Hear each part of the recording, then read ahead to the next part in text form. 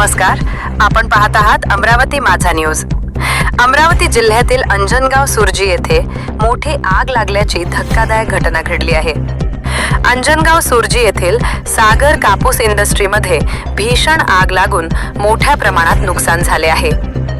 मिळालेल्या प्राथमिक माहितीनुसार या आगीत सुमारे 15,000 क्विंटल कापूस, 50 गाड्या सरकी तसेच 400 कापसाच्या गाठी जळून खाक झाल्या आहेत। या घटनेत जवळपास 8 कोटी रुपयांचे आर्थिक नुकसान झाल्याचा अंदाज व्यक्त करण्यात येत आहे। आगीची माहिती मिळताच दर्यापूर, आकोट आणि परतवाडा येथील अग्निशमन दलाच्या गाड्या तात्काळ घटनास्थळी दाखल झाल्या। अग्निशमन दलाच्या जवानांनी आणि स्थानिक नागरिकांनी मोठ्या प्रयत्नानंतर आगीवर नियंत्रण मिळवले। कापसाचा साठा मोठ्या प्रमाणात असल्यामुळे आग काही वेळातच भडकली आणि आगीने रौद्र रूप धारण केले होते।